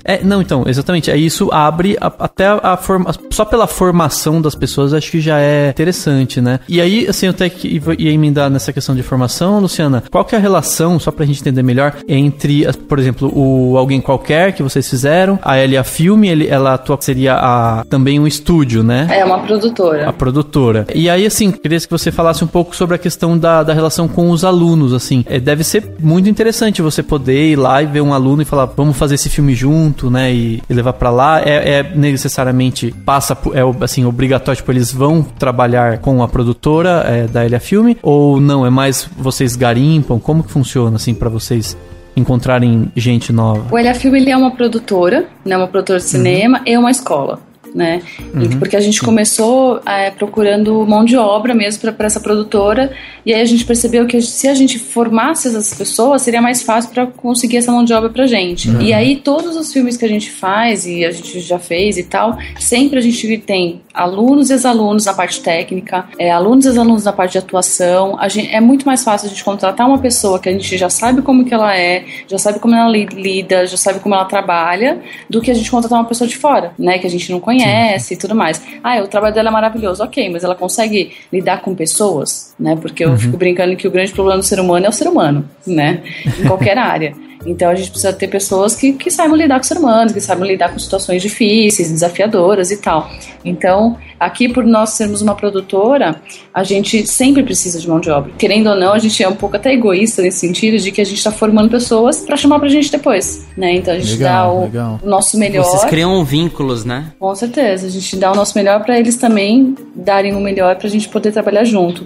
E mesmo quem não, lógico que a gente não consegue dar emprego pra todo mundo, mas a gente sempre vira muito parceiro dos nossos alunos, né? Então eles saem daqui, vão fazer filmes, curtas, longas metragens, a gente sempre entra com parceria, para que eles sempre tenham a gente como amigos mesmo, né? E ajudar nessa divulgação, que a parte de divulgação é sempre a mais complicada. Então a parceria continua a partir do momento que o aluno entra, ele vira o aluno, ex-aluno, ele já tá com o sangue do LA Filme correndo, não tem mais como se desvencilhar. Dentro disso, né, dessa parte de formação, além da pessoa que tá escutando a gente e tá falando, putz, eu queria trabalhar como produtor e tal, além dela fazer um curso na LA Filme, né, obviamente,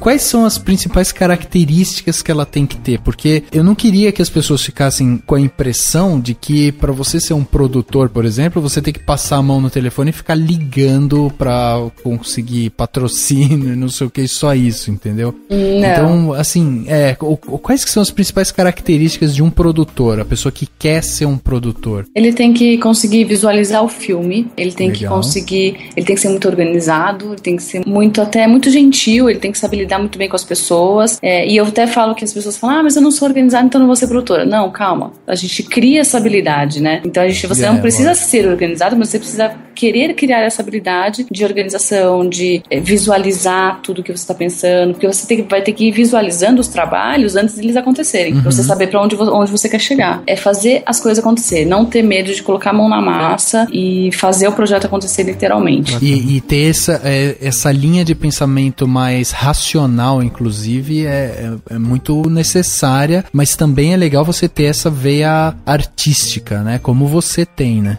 Sim, tem que ter uma veia artística, tem que ter esse pensamento racional e tem que ser um pouco psicólogo também, né? Porque todos os problemas que possam acontecer, você tem que resolver. Então você tem que ter um pouco um coração frio, gelado, para você poder resolver da melhor forma possível. Porém, também, quando precisar conversar com alguma pessoa da equipe que deu algum problema, ou que tá mal e tal, que tá atrapalhando o set, você vai ter que ir lá conversar, ver se tá tudo bem e tal, resolver. Não de fazer terapias, né? Mas de tentar ver também o ser humano que está por trás daquela função. Né? Sim. E é importante conhecer, pelo menos, ter uma boa noção de todas as etapas e de todas as funções, né? Do diretor de fotografia, do Com certeza. Do mixador de som, você etc. poder cobrar também o trabalho e saber o que eles precisam fazer, porque às vezes você contrata algumas pessoas que, beleza, são seus amigos, ou você já trabalharam junto em algum outro projeto, e eles ficam esperando. O que eu tenho que fazer então? E aí o produtor vai lá e tem que direcionar. Se ele não souber o que cada um tem que fazer e não souber o que cobrar, pode ser que as coisas não funcionem, porque às vezes as pessoas esquecem. Então, se por exemplo, o fotógrafo tinha uma função, ele esqueceu, e o produtor também esqueceu, a gente vai perceber isso só no dia da gravação, e aí vai dar pepino. Então ele tem que saber o que cada um faz, quando cada um tem que fazer, quem tem que trabalhar primeiro, para depois a outra pessoa poder trabalhar em cima do projeto e tal, para depois o filme ser finalizado. E me diz uma coisa, Luciana, basicamente assim, quando a gente fala que o filme tem um produtor, ou tanto o executivo ou só um produtor, né, e o filme passou por uma produtora, qual que é a diferença prática desses dois universos, né? Você ter a produtora e apenas um produtor. A produtora, ela concentra de uma forma melhor mais profissionais, é isso? A produtora, na verdade, ela pode fazer o filme, né? A empresa produtora, ela faz o filme por completo. Se é só um produtor, aí é um cara que depois vai ter que achar todo mundo, achar todas as pessoas e garimpar mesmo pra que tenha a equipe completa. Até porque... produtor sozinho, então ele é mais raro. É mais raro. Ou é aquelas panelinhas que a gente falou de que eu sou um produtor sozinho, mas eu tenho um grande amigo diretor, e a gente trabalha muito bem juntos, eu tenho um grande amigo diretor de fotografia também, que a gente trabalha muito bem juntos. Aí daí esse trio, que daí depois começa o trabalho. Mas é mais fácil ter uma empresa produtora, que daí você já tem meio que um grupo de pessoas para poder fazer o filme. E as coproduções significa que cada produtora, né, uma coprodução, aí você divide funções, né? Isso, você pode ter duas empresas, né, como coprodutoras, e aí você, por exemplo, se você tem uma outra empresa que trabalha melhor com a parte de captação, ela também é uma coprodutora, mas ela vai ficar só em cima da parte de captação de recursos. Certo. E aí tem uma outra uma produtora que ela faz parte de efeitos visuais, efeitos especiais e tal. Então você vai direcionando, e aí você pode ter dois produtores executivos, uma de cada empresa, né, para poder acompanhar e tudo mais. E aí depende do projeto, cada projeto pede uma quantidade de pessoas, quantidade de funções para o filme acontecer. Imagina que o trabalho seja bem maior, né? Quando você tem 3 produtoras, coproduções. Mais cabeças pensando para decidir, né? Então é um pouco mais desafiador mesmo. Com certeza deve ser mais trabalhoso, né? Virou uma certa tendência, né? Quando você vai ver filmes, principalmente os americanos e tal, você até fala, nossa, o Tom Hanks virou produtor do filme tal, olha, o Brad Pitt é produtor do filme tal, né? Então você tem esses nomes assim. A primeira sensação que eu tive foi que agora a gente tá tendo uma nova safra, eu não sei se é de geração ou se é uma tendência, mas que antes a gente via muito diretor como produtor, e agora a gente tá começando inclusive a ver ator como produtor também, né? Então a sensação que eu tenho é que parece que a gente tá começando a ter pessoas que estão querendo financiar filmes dos quais acreditam de uma forma mais abrangente, sabe? Não é uma coisa mais tão, assim, sabe? Como que eu posso falar isso? Não é uma forma tão, tipo, cada um no seu quadrado, sabe? Tipo, o ator só atua, o diretor só dirige, o produtor vai produzir. Agora você começa a ter uma certa migração diária, né? E eu acho que isso é muito bem-vindo, porque se você é o ator do filme e você ficar esperando seu telefone tocar, não vai tocar seu telefone, né? Então, por que você não vai produzir um filme pra você poder atuar? Não é o caso do Brad Pitt, né? Mas aqui no Brasil a gente fala muito disso. Vai produzir o seu filme pra você poder ser o diretor, vai produzir seu filme pra você poder fazer a fotografia, que a produção, nesse caso, é empreender, é fazer o filme ou um projeto acontecer. Exatamente. E lá fora, agora, de todo mundo querendo ser produtor e tal, é óbvio que dá um peso pro filme, né? Se o Brad Pitt é o produtor executivo do filme, quem é que não quer estar junto, né? Qual é a empresa que não quer colocar seu nome ali junto com o Brad Pitt? Às vezes ele nem fez a parte de produção executiva mesmo, operacional do negócio, mas ele deve ter ido em reuniões, ele deve ter colocado a cara dele pra bater mesmo e falar assim, eu tô junto com esse filme, quer vir comigo? Né? E aí vai todo mundo atrás também. Um grande exemplo é o Selma, né? Que era uma produção bem mais barata que conseguiu um certo destaque porque a Oprah Winfrey resolveu atuar como produtora, né? Exatamente. E aí, quando você tem uma indústria como Hollywood, você tem ainda a questão do marketing, né? Tipo, tem o nome desta pessoa lá. No Brasil, acho que ainda não tem muito isso, né? Cara, porque a gente não vê, tipo, esse filme foi produzido pelo Tony Ramos. Esse filme foi produzido pelo Antônio Fagundes, não, então, sabe? até porque imagino que eles não estejam atuando, mas assim, atuando como produtores, mas de fato, você não tem, no Brasil você ainda não tem essa indústria que permita com que haja até o marketing em cima do nome do produtor. Exatamente. Né? Porque como os filmes, que vocês falaram de gente global, né, mas filmes mais independentes, por exemplo, independente se o cara é ator, se ele é diretor, se ele é o quê, ele é produtor também, né, ninguém conhece, ninguém nem dá muito valor, mas pro lado de quem faz o filme, é muito melhor e muito mais interessante você produzir o filme e fazer depois qualquer outra função que você queira, do que você esperar o telefone tocar. Eu sou só diretora, eu vou esperar tocar porque eu sei que vão me chamar porque eu sou boa. Vai ficar até 90 anos sentada na cadeira, A gente gravou aqui profissão de ator, né, e a gente chamou a Ingra Liberato, e ela tava falando ela fala, né, ela dá esse depoimento que quando ela trabalha como atriz em curta, em longa e tal, ela gosta não de atuar como produtora, mas ela gosta de ir junto em reuniões e tal pra vender um pouco mais o filme, sabe? Tipo, quem tá ali é a Ingra Liberato, que tem um histórico em novela e não sei o que. Quer dizer, o cara que tá ali, que quer colocar a grana dele no filme, tá conversando com um artista ali, entendeu? A pessoa, ela veste a camisa, né? Ela não quer só participar, ela quer realmente ver aquele projeto acontecendo, né? Exatamente. Isso é o mais legal. Isso é o que às vezes falta, eu acho que aqui no Brasil, principalmente. Né? Lá fora eles já entenderam isso e já estão fazendo. A gente aqui ainda... calma, espera, não sei o quê. E aí as coisas não acontecem muito, muito fácil, né?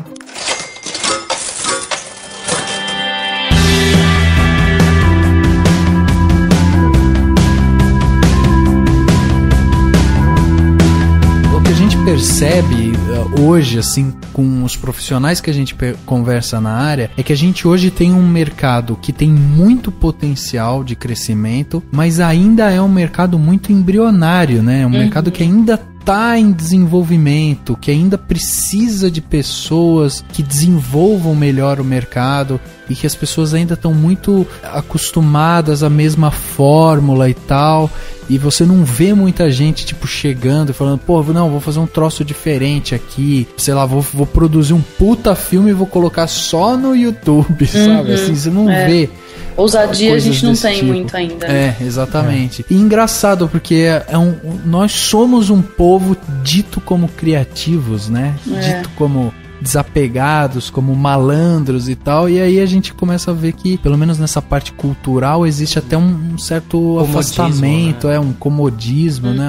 Até um medo, né? O medo de que não tem uma indústria, então eu vou fazer coisa diferente e as pessoas não vão querer, ninguém vai aceitar e tal. Será que vai valer a pena gastar muito dinheiro pra fazer isso, sendo que eu já sei que as pessoas não vão aceitar? Depende muito da pessoa, né? Por exemplo, o filme que a gente fez, o Sem Fio, ele é um filme muito diferente, assim. Hoje em dia ele não tá tão diferente, mas quando ele foi lançado, ele tem uma edição bem dinâmica, a gente trabalhou com a parte música eletrônica, então o ritmo do filme é bem música eletrônica, né? E tem gente que ele é um pouco ousado, sim, pra época, e aí muita gente falou, nossa, vocês são malucos de fazer filme assim. Mas se a gente não fizer...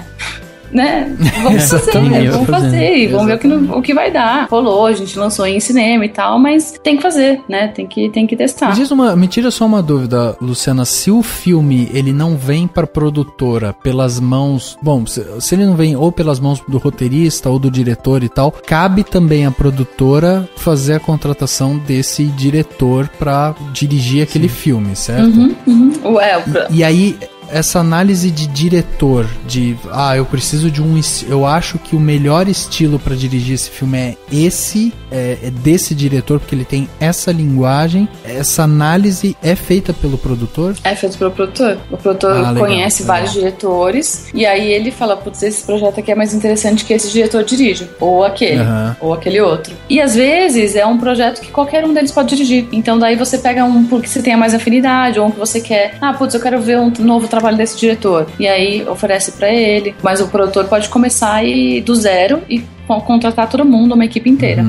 Legal. A gente fez alguns podcasts aqui focados em blockbuster, né? Então a gente falou sobre Capitão América, falamos sobre os Vingadores, falamos sobre Mad Max, falamos sobre o Oscar também. E uma das coisas que foram debatidas várias vezes por nós aqui, que é recorrente, é justamente isso. O filme é do produtor. Não, mas se o filme fosse do diretor, o filme seria melhor por conta disso, daquilo, né? Então eu acho que hoje a gente está deixando claro que, além de fazer toda essa parte executiva, né, de você ir lá, contratar pessoas, colocar a engrenagem realmente para funcionar, né, o produtor ele precisa também pensar em como que esse produto vai dar um retorno para ele, né? Inevitavelmente ele tem que fazer isso acontecer. Ele tem que pensar que esse filme não é para colocar na gaveta, para algum lugar ele tem que ir. Se for só pra assistir a minha mãe e meu pai assistir, não precisa gastar tanto dinheiro assim, né? Exatamente.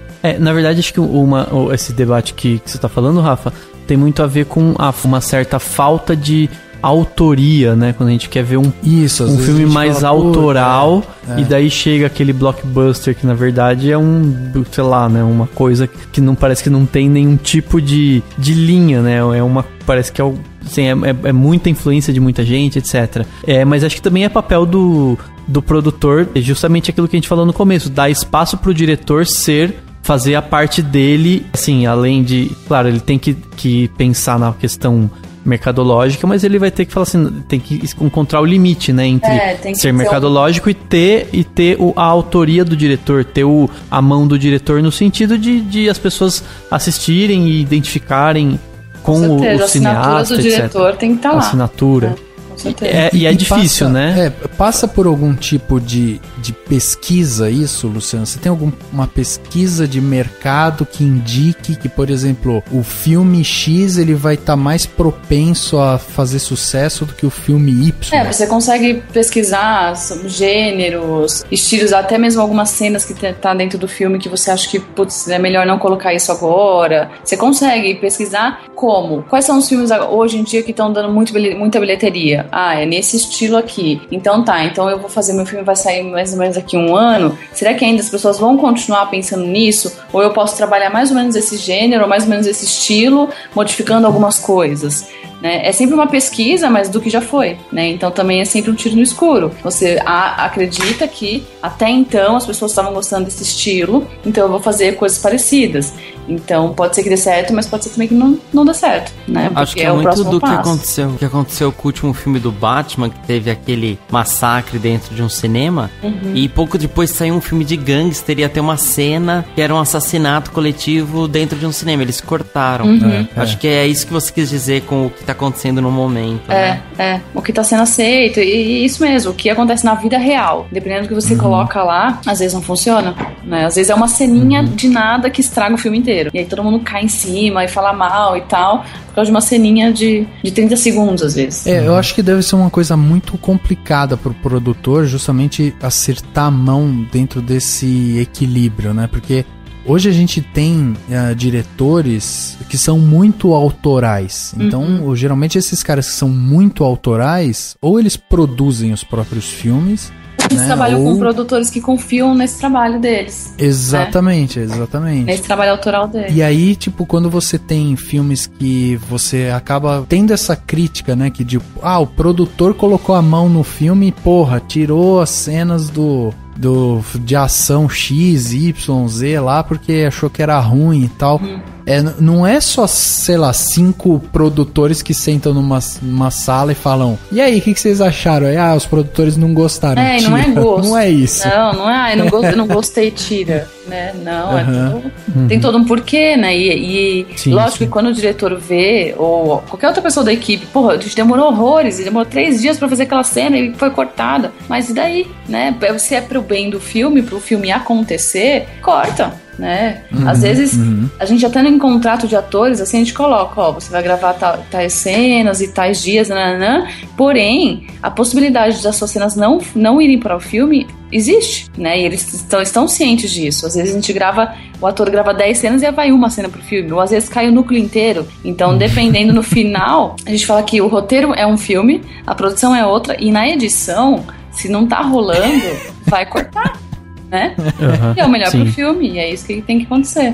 É difícil, né? É uma parte claro, vai embora, mas e tem também o produtor provavelmente tem muitos momentos em que ele tem que se perguntar o quanto ele quer arriscar, né? Por exemplo, essa cena acredito que não seja atrativa para um grande público, mas eu quero arriscar porque eu sei que ela é importante artisticamente, etc, né?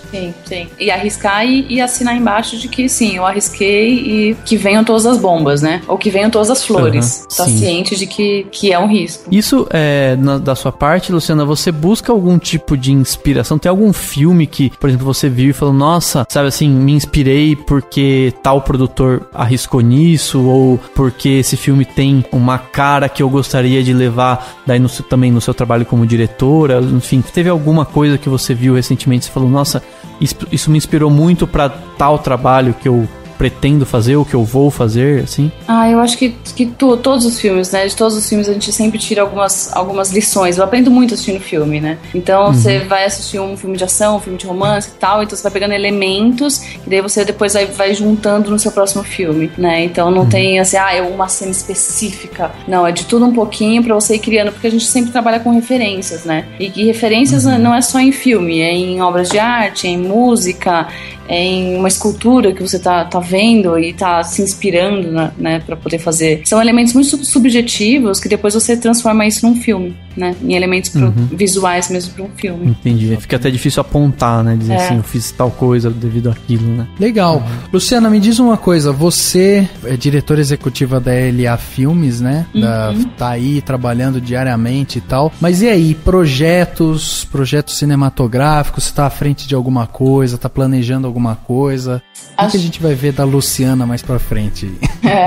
Agora em julho a gente tem o Festival Internacional de Cinema e Atuação, e a gente vai lançar o Cross and Stars, que foi o longa que a gente fez não ano passado, ano retrasado, que ele foi finalizado agora, que esse eu fiz a produção executiva, e esse filme é uma coprodução com atores da Finlândia, Estados Unidos, então ele é um filme falado metade em inglês, metade em português, né, legal. E a temática é bem interessante, que são nazistas no Brasil, que tem uma banda nazista e tal, que a gente acha que isso não acontece, mas, né, a gente sabe que tem por aí. Sim. Meio português, meio inglês, porque o vocalista da banda, ele é brasileiro, porém ele só obriga todo mundo a falar inglês, né? E aí, quando as pessoas meio que não conseguem, começam a se irritar e falar, mas eu não quero falar inglês e tal, porque isso é uma loucura. Então tem esse jogo e é bem interessante. E a gente vai lançar agora ele no festival aqui do LA Filme em julho. Legal, muito bom. Pô, que legal, legal. Vocês estão convidados pra vir aqui. Opa, do dia 27 de julho até dia 2 de agosto. Muitos workshops, legal. Parcerias, tem vários workshops, palestras com produtores internacionais, atores. O Andrew Mayer vai vir aqui pra exibir o Clube dos 5, né, com uma nova masterização, que eles estão fazendo 30 anos esse filme. Vai ser bem interessante. Depois mando pra vocês a divulgação. Legal, a gente Andrew Mayer é produtor do Tomates Verdes Fritos. E do Clube dos 5 também. Você teve aula com ele, né? Isso, ele já veio no festival do ano passado e agora vai vir nesse festival também. Legal. Que legal. Luciana, uma perspectiva geral sobre o mercado, pra quem quer ser produtor e tal, você vê isso como positivo, negativo? Você acha que as pessoas tá saindo mais gente? Você enxerga o mercado como algo positivo daqui pra frente? Você vê um mercado em crescimento mesmo? Com certeza, tá crescendo demais e a gente precisa de muitos produtores e produtores bons, né? Produtores que saibam lidar com todas as situações e saibam fazer o filme acontecer. Então, pra quem gosta ou pra quem gostaria de aprender, né, criar essa habilidade de ser um produtor, venha, porque estamos precisando de muitos produtores no Brasil hoje.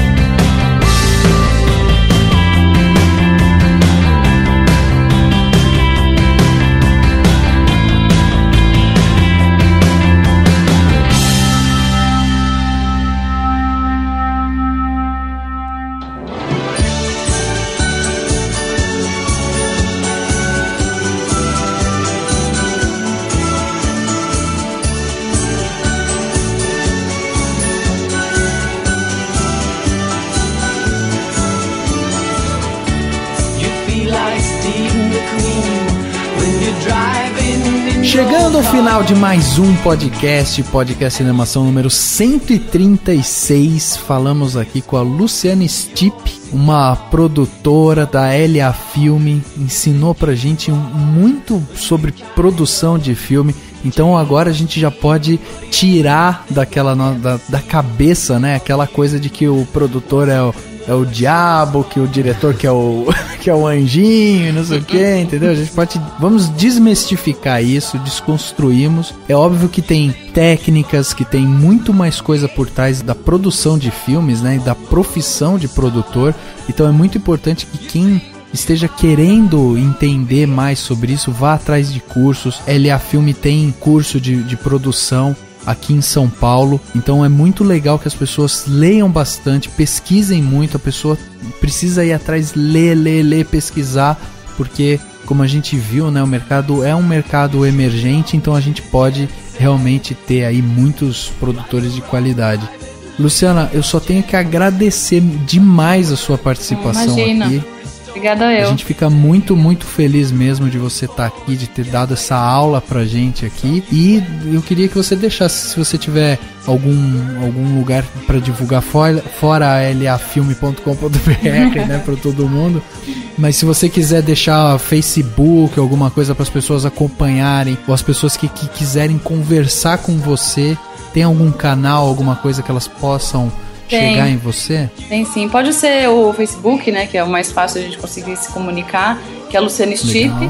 E aí podem mandar perguntas, a gente conversa sem problemas nenhum. Legal, muito bom. Muito obrigado, então, pela sua participação. Imagina, obrigada a vocês. Obrigado, Luciana, muito obrigado. Obrigado, Rafa. Obrigado, Henrique. Valeu. Todo mundo que está ouvindo o podcast, espero que tenham aprendido bastante. Que até lembrei agora de uma frase que a Laura Cardoso falou numa entrevista, que ela disse que ator tem obrigação de ser culto. E eu expandiria isso para todo mundo. Eu diria que todo mundo que trabalha com cinema e com qualquer tipo de arte tem obrigação de ser culto. Então, se você quer ser produtor ou se você quer trabalhar com cinema, você tem obrigação de conhecer arte, de conhecer teatro, de conhecer artes plásticas, de conhecer música, de conhecer muita coisa, porque é tudo isso que enriquece o trabalho e que faz com que o cinema e a sua arte sejam ainda melhores e ainda mais valorizados. Mas é isso aí, obrigado e até semana que vem. Em resumo, o conhecimento não ocupa espaço, né, Daniel? É bem isso, exatamente. Valeu, Rafa, Dani, Lu, brigadão e até o próximo podcast. O podcast Cinemação número 136 fica por aqui e a gente se vê no próximo. Frozen hero, your words are zero, your dreams have vanished into dark. Long ago, but you don't want to know. The star, you think you are a movie star, movie star.